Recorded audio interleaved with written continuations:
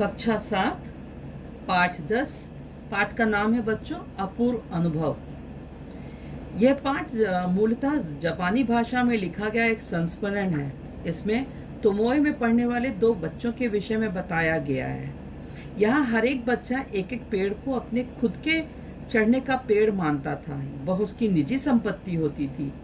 वहाँ किसी को आना हो तो बड़ी शिष्टता से पूछना होता था, क्या मैं अंदर आ जाऊं? और जो बच्चे अपने पेड़ को उनका अपना जो पेड़ होता था उसकी सारी देखभाल वो बच्चे स्वयं करते थे।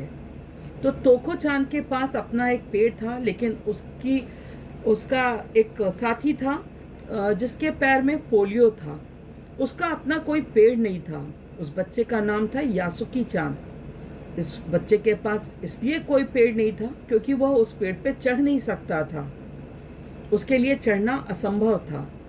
एक दिन तोको चान और यासुकी चान ने मिलकर एक कार्यक्रम बनाया कि तोको चान यासुकी चान को अपने पेड़ पर बुलाएगा, उसे आमंत्रित करेगा।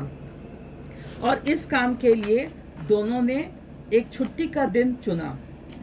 तोको चान ने अपनी माँ से झूठ बोला और कहा वो यासुकी चान के घर जा रही है।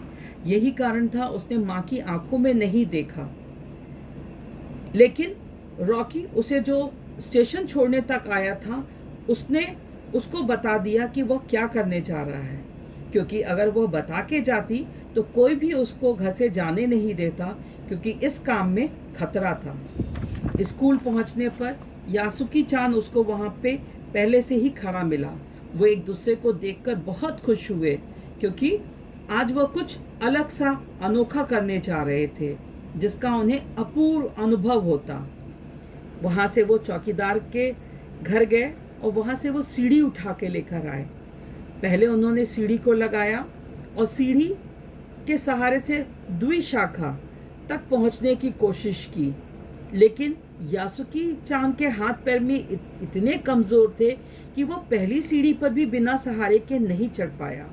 उन्हें एक बार लगा कि शायद अब वो ये काम कभी ना कर पाएंगे, लेकिन फिर तोको चान को ध्यान आया कि एक तिपाही सीढ़ी है जिसमें 3 पाए होते हैं।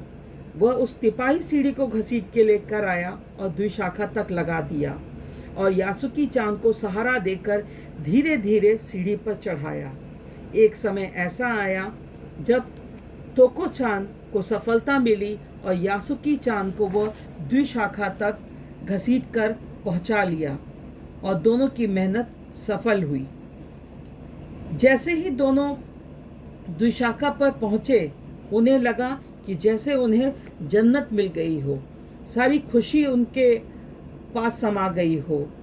और वो दोनों एक दूसरे को देखकर मुस्कुराने लगे और यासुकी चान ने, जैसा कि वहाँ की परंपरा थी, तोको चान से पूछा, क्या मैं अंदर आ सकता हूँ?